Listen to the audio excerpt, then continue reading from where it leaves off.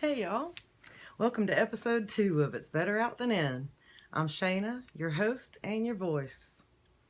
I'm here to tell your stories about sexual assault, whether you're unable to tell them yourself or you just want to contribute to the conversation and help empower others by sharing your experiences, your strength, and your vulnerability. It's my honor to share our very first submission by our very first brave soul on this Christmas Eve. May it be a gift to us all and get our new year off on the good foot. So without further ado, this is Survivor One's story.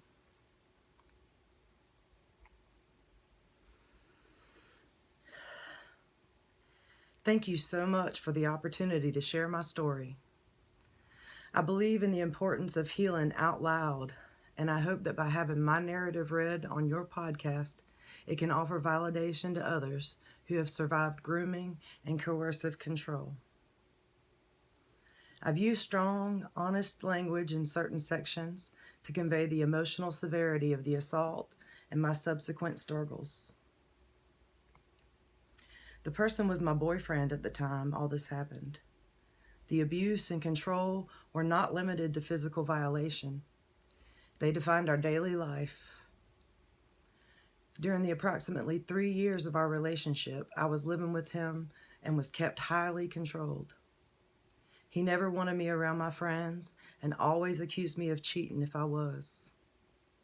He systematically worked to isolate me by never taking the time to get to know my friends and family. This created a highly restrictive and dependent environment, making it nearly impossible to seek outside help.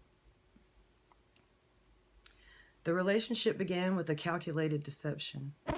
He groomed me to believe I was coming over to his house to watch a movie or play a video game. I was 20 when I first started dating him. I met him online. When we first met, I was a virgin. The first serious encounter with him was not consensual. That was the first time I met him in person, so I didn't truly believe he'd do anything. That was my own young stupidity, meeting a man alone at his house. It was a long day at work, and he told me he'd make me dinner, and we could relax and watch a movie or play a video game together. This man was my boyfriend when all this happened. He took the controller for the Xbox out of my hands. Before I knew it, he had me in bed with him, and he held me down to perform oral sex on me without my consent. This established a pattern of sexual abuse. He would frequently try to talk me into having sex and would become enraged if I said no. If I refused him, he'd retaliate by watching porn as loud as possible, and he'd violently masturbate next to me in bed to keep me awake. I would always try to pretend to sleep through it, but if he thought I was awake, he would force himself on me. There were many times I was not in the mood, and he would penetrate me anyway. It would hurt, and I'd struggle to get away. But he would use his strength to his advantage to hold me down until he got off. He would always make the dehumanizing comment of how he thought it was so erotic that I was trying to get away. The violation continued throughout the relationship. I stressed the importance of using a condom every time, but I later found out he was breaking them, taking them off without my knowledge or consent, which is called stealthing, and deliberately lying about whether or not he had finished inside me. Eventually, he confessed to me that he was finishing inside me every time and was simply tired of pretending he wasn't. I never went to the police. Instead, I just cut all contact with him and any mutual people as my form of self-preservation and safety. I'm 28 years old now, and this experience continues to impact my life every day. The assault and subsequent relationship led to devastating losses. After seeing men like him, I cannot help but believe in monsters. They stand perched on the screams of assaulted women and then squeeze themselves into costumes that fool the public into thinking that they're human. What hurts me the most is knowing that even if I had turned him into the police, There are still millions of monsters walking this earth, pretending to be men. This trauma destroyed my innocence, the feeling that people closest to me would ever truly protect me. I lost my foundational sense of safety.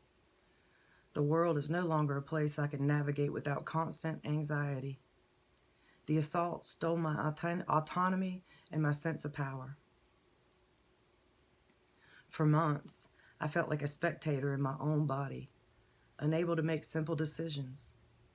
I lost my joy in simple things, like listening to music or being alone, because every quiet moment felt like a trigger. Finally, my self-worth plummeted, and I struggled for a long time with these self-inflicted questions of why me, and if I was somehow responsible. The long-term impact of the abuse was severe.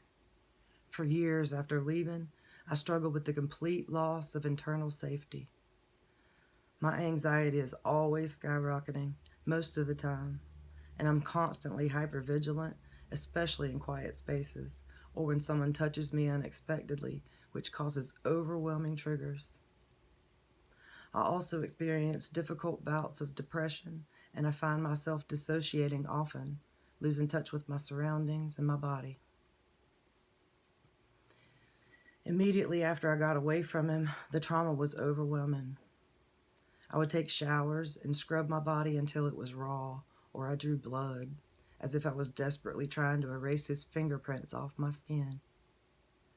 The abuse has caused a severe sexual aversion. I have little to no libido now, and the thought of sex is often enough to make me sick. The constant fear has made me a flight risk in any new intimate connection, and I often feel embarrassed because I'm not sure how to act in healthy relationships. I'm so scared to go through that again that I self-sabotage everything when a connection gets too close, or when I feel even a momentary lack of control. This manifests in several ways. I manufacture arguments to push people away before they can hurt me. I pull back and isolate myself when things are going well, and I create chaos because stability feels foreign. To cope with the overwhelming feelings of panic and sadness, I often resorted to self-medicating by drinking myself to sleep. The most painful lesson I learned was also the most vital. My body belongs only to me, and consent is not negotiable, nor is it given by silence or compliance, out of fear. I learned that abuse is never about love. It's about control, and that the shame for the violations belonged entirely to him, not to me. The strength required to leave a 3-year cycle of control and survive it taught me that I am resilient, and I am worthy of relationships founded on trust, respect, and mutual consent. Ultimately, I realize that I'm better than that whole situation, and that garbage will never define me. My healing is an ongoing process, and the single most vital tool I have right now is therapy. I'm working through the trauma currently with a dedicated counselor. Beyond that, I rely heavily on journaling nightly to manage my anxiety when it spikes and to process the overwhelming emotions that surface. I've also learned that when I feel the urge to drink, to self-medicate, I need to reach out to my trusted friends for support or grounding instead of isolating myself. My primary support system is my therapist, who provides me with the safety and guidance I need to unpack the trauma.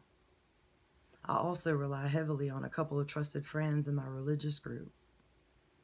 While I know faith communities aren't for everyone, for me, their support provides a crucial sense of stability and community. They listen without judgment over a cup of coffee or tea, and they provide necessary distraction and laughter. They've truly become part of my family, and their support is essential to my ability to stay afloat during difficult days. If sharing my story can contribute to any change, I want to see more comprehensive education in society about the insidious nature of coercive control and grooming, which can lock victims into abusive relationships for years. Most importantly, I want to see a fundamental shift in how society treats survivors. The dismissive attitude of just get over it is actively harmful. Healing is not an action, but a difficult, ongoing process. We need empathy, validation, and resources, not judgment. I'm grateful for my resilience, the strength I found to leave the relationship, and the determination I show every day by choosing to continue therapy and recovery. I'm grateful for my support system, the genuine connection I've found with my trusted friends who listen without judgment and remind me that I am not alone. I'm grateful for moments of peace, the increasing ability to find small moments of quiet or laughter that prove the anxiety and depression do not control my entire life.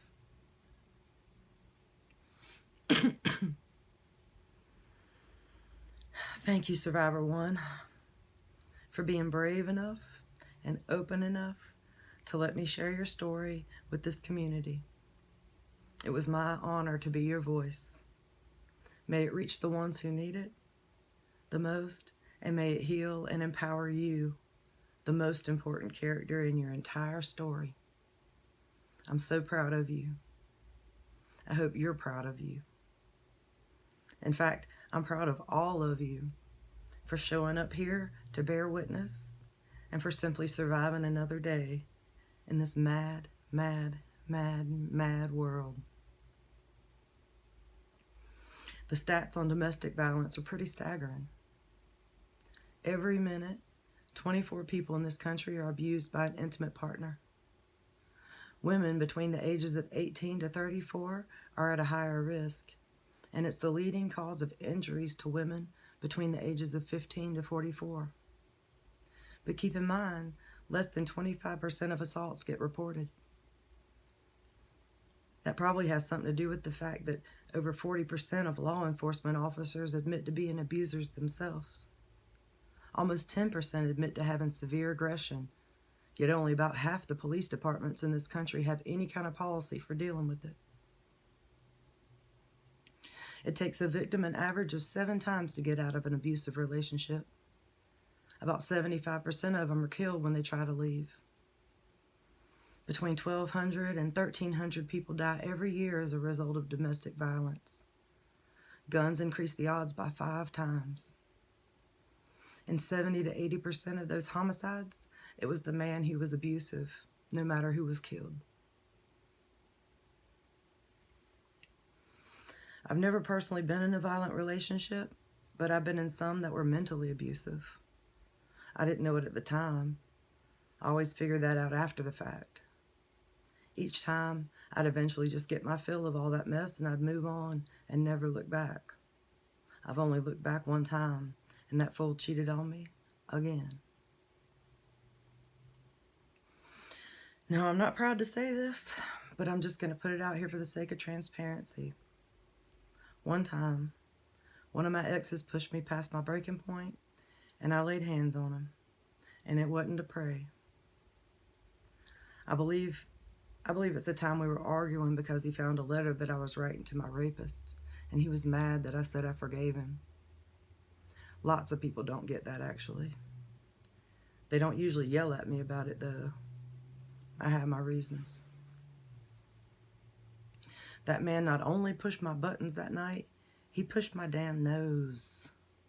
That was a bad idea. I proceeded to punch him in the gut as hard as I could, over and over, like he was a dang boxing dummy. He never hit me back. He just kept trying to block the blows. All of a sudden, he snatched me up like a rag doll and body slammed me on the bed. It happened so fast, and it caught us both by surprise. The world sort of stopped for a split second, and we just sat there looking at each other. I'm pretty sure we were both holding our breath, trying to gauge what the next move was going to be. And then, we cracked up about it. I think I said something like, That was actually kind of fun. It didn't end the fight, though. We got right back to our screaming match. Without the fists, of course. That wasn't even the end of it yet. I don't think. I'm pretty sure I put up with him for a little bit longer. One day he came home and all his stuff was packed up in boxes and ready to go. I wrote every reason I could think of on the outside of each one of them, so he'd have to see it every day until he got settled and unpacked, wherever he was going. I told him the boxes didn't have to leave right away, but he did. My poor neighbors. My troubled relationships haven't always been so loud and volatile, thank goodness.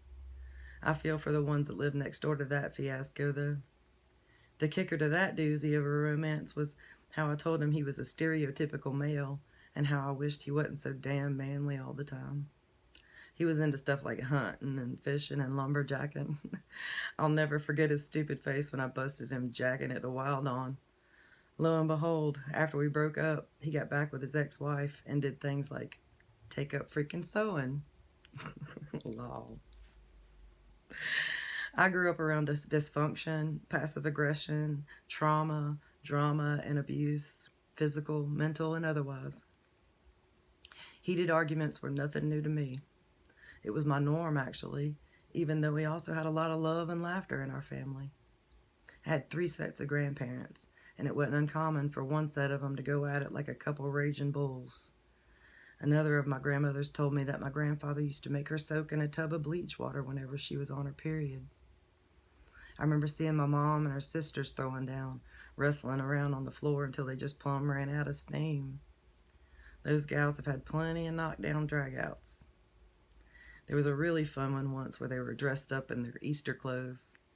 My great aunt once chased her husband around the front yard with a butcher knife. One of my cousins called my grandmother frantically saying, "Lord, you better get here quick. She's about to kill this white man in the yard." In my family, the women gave it just as good as the men. And to this day, nothing ever gets resolved. It's swept right under the rug. Everyone has a cooling off period and then acts like nothing ever happened. Like those words weren't said. Like that trust wasn't betrayed. Like it doesn't still hurt. Passive aggression never helps in a situation. Problems never get worked out. There's no understanding. The same old irritating issues come up again and again and again, and the resentments just keep on stacking, reinforcing those walls. If we want to be free and move forward out of that generational conditioning and unlearn the lessons that no longer serve us, we have to heal ourselves and just hope that others follow our lead. But that's your family. That's how cycles of abuse continue. Like they say, it ran in the family until it ran into me. I did have one set of grandparents to look up to for relationship goals. They always seemed to love and respect each other, and they were a great team, a partnership. But after my granddad died, I learned that even their marriage had some hang-ups. Grandma told me he was the head honcho. He wasn't abusive, but he was a little bit OCD, so he was a micromanager, and kind of over the top with being thrifty. Some might call it cheap. Grandma said he liked to get his way. He was pretty harmless. It was pretty harmless stuff, though, like not letting her paint the walls any color but white. It almost seems endearing in comparison. If any of y'all are stuck in an abusive or dangerous situation, please consider getting outside help if you need to, so you can get safe as soon as possible. You can call the National HOPEline 24 hours a day, 7 days a week. It's completely confidential, and they can talk you through it or connect you with the resources you need, whether that be legal advice, shelter, counseling, or whatever. If you're choosing to stay in the relationship for your kids because they're not being hurt, keep in mind that you're teaching them what's acceptable and what's normal. Plus, it does hurt, and it's scary to a child to see that or hear that violence. Abuse is never acceptable, and it's never normal. We just get used to it but that's not cool. That's no way to live. We all deserve better. Too many people die at the hands of an intimate partner, especially at the holidays. I do not want it to be one of you. I care about you, and I love you, whether I know you or not. And I'm so grateful that you got out, Survivor One. So glad.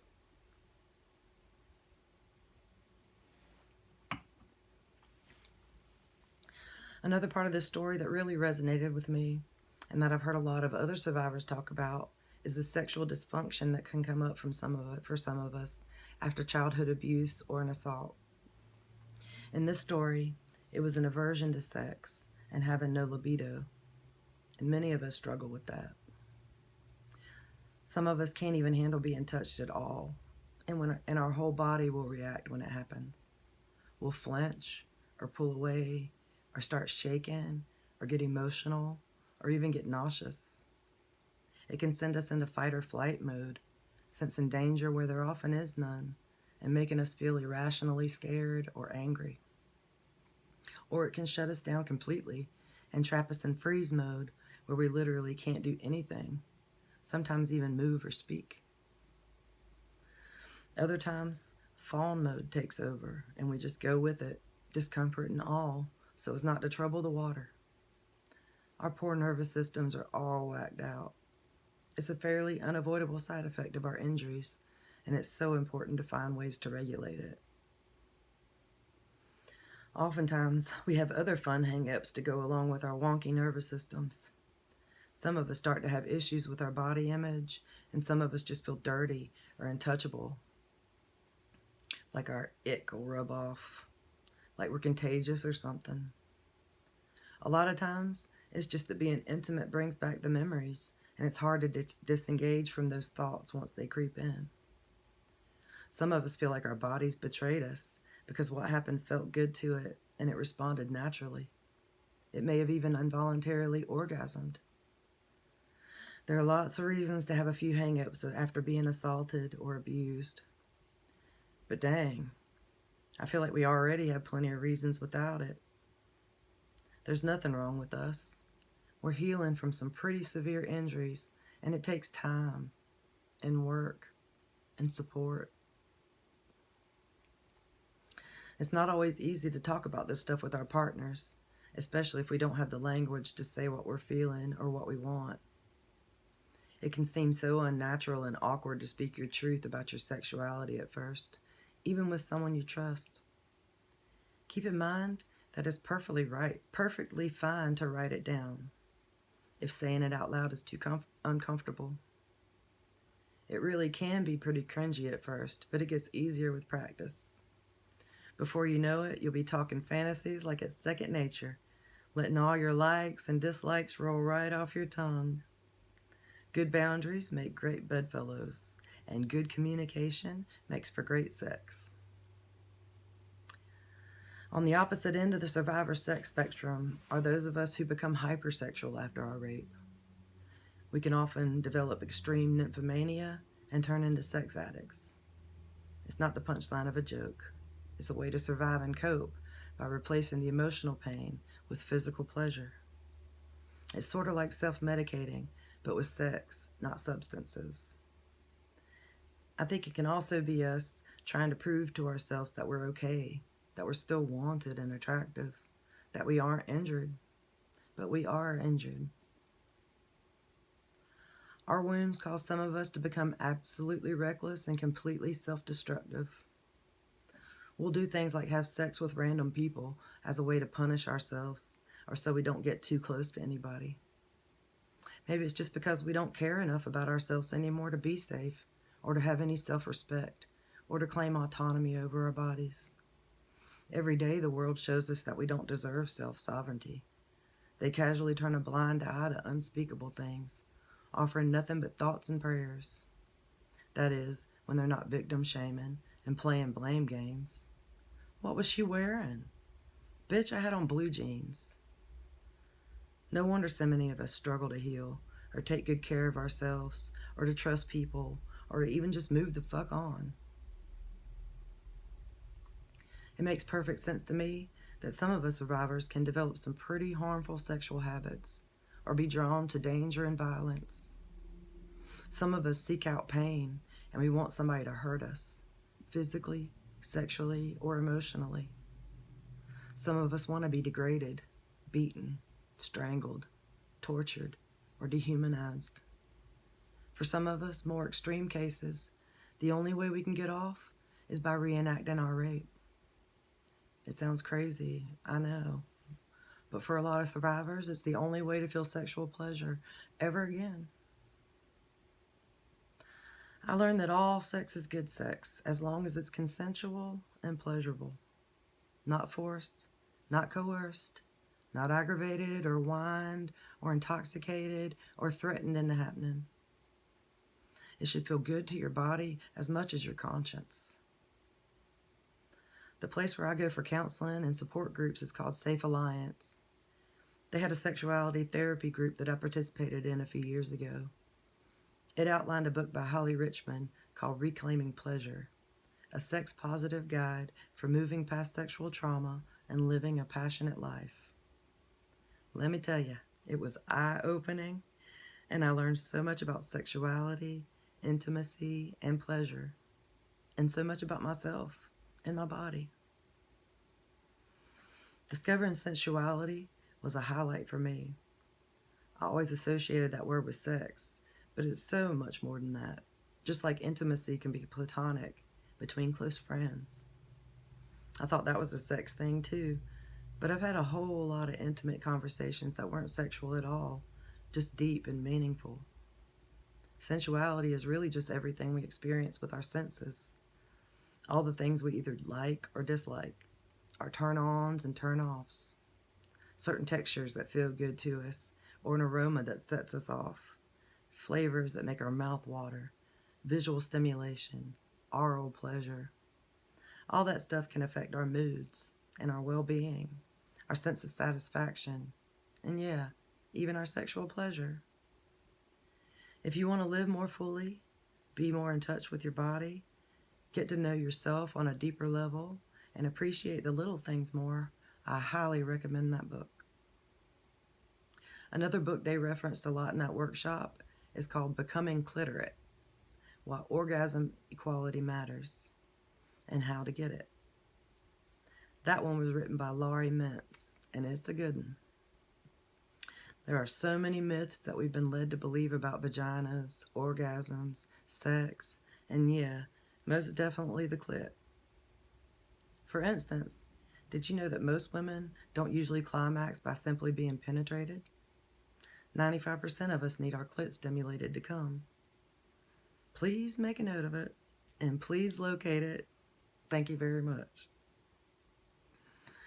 It took a whole lot of intention and effort to reconnect my body and my sexuality.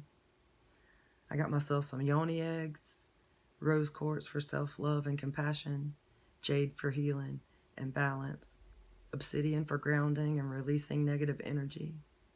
I've done meditations and had Reiki sessions specifically for womb healing. I've explored and researched and experimented and journaled.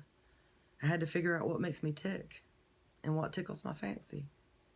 Like, I love the musky scent of sandalwood, the sweet smell of jasmine, and oddly enough, the stench of a skunk wafting on the breeze.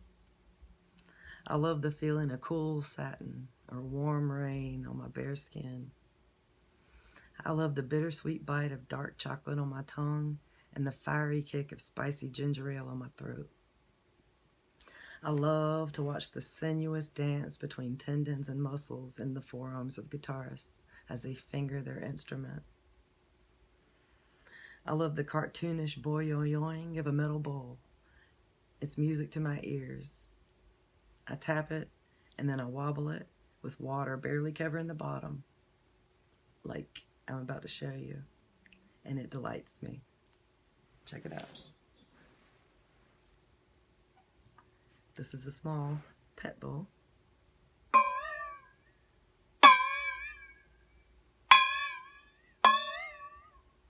And then this one is a big bowl.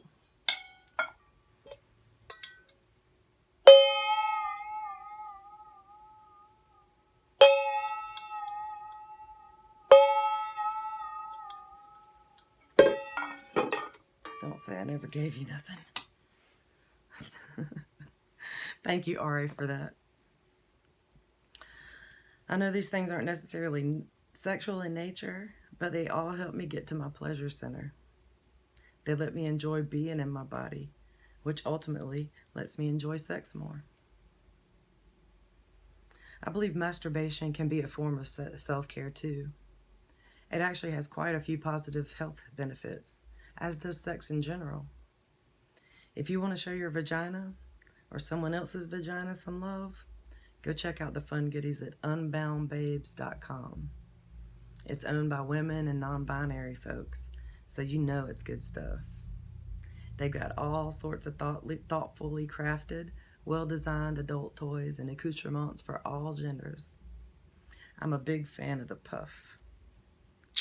Trust me, the puff is that stuff. It's not a vibrator. It's a freaking revolution. Leave it up to the ladies in the queer community to come up with something so unbelievably immaculate for the ejaculate, and yet so simple. Bless the men folk for those buzzkill relics of yore, but those things weren't reliable half the time. Y'all desensitized our hoo-hoos and numbed them out for years. Hoo boy, innovation is a beautiful thing. No offense, guys, but y'all have kind of been making a mess of things for a long while now. I think it's high time we get back to the matriarchal roots that this country was modeled after. The founding fathers followed the lead of my people, the Haudenosaunee. My grandmother was Tuscarora, Turtle Clan, part of the Iroquois Confederacy. When the U.S. Constitution was drafted and our systems of governance set in place, they conveniently left the matriarchs out of the deal. We always hear about all the chiefs, but in tribal affairs, nothing happened without the say-so of the clan mothers. Nothing.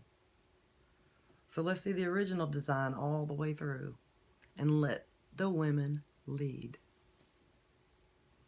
It's because of men that we bear children on our backs. The absolute worst position you can be in to birth a baby. That was good old King Louis XIV doing. Rumor has it he liked to watch, and hims couldn't see everything good when we were squatting or on all fours the way nature intended. So they ditched the midwives and the birthing chairs, and they brought doctors into the picture. Male ones, of course. And now, to this very day, it's still the medical practice, medical standard, even though they all know better. Giving birth in that position decreases the size of the pelvis by 30%, so it's much more painful, and it leads to more tears and more damage to our pelvic floor. Being on our backs puts a lot of extra pressure on our vena cava, which restricts our blood circulation and increases the potential for complications for us and for the baby. Plus, it slows down contractions and makes labor last longer.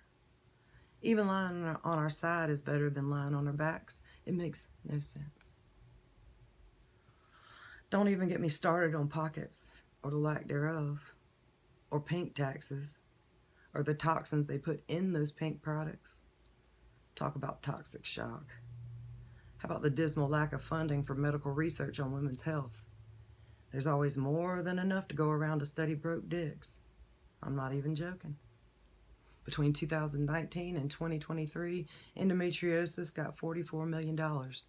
Erectile dysfunction got $1.24 billion. Beyond cancer research, women's health studies get less than 1% of the funds. Even PMS, which affects 90% of us, gets overlooked for ED, which only affects 19% of men. They actually just started using female subjects for medical studies in 1993, even though we experience at least twice the side effects from medical treatments and prescription drugs. Congress had to make it a damn law and force labs to use females and minorities in their tests. They wouldn't even use female rats or monkeys. Back in 1977, it was outright banned. They didn't want to interfere with our childbearing properties. Heaven forbid. under his eye. Lord have mercy. I guess I got myself started again anyway, didn't I? Well, the more you know, right? I'm sure we'll all be learning a whole lot from each other as we go, and I'm really looking forward to it. Thanks again to Survivor One for getting this conversation going, and thanks to the rest of y'all for being here to be a part of it. Please make sure to like, subscribe, and share.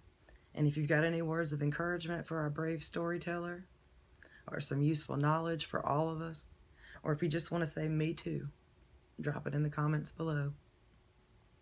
I'm sending y'all a whole lot of love until the next episode. Whose twisted tale will I tell next? Will it be yours? Remember, y'all, it's better out than in. Merry Christmas and Happy New Year.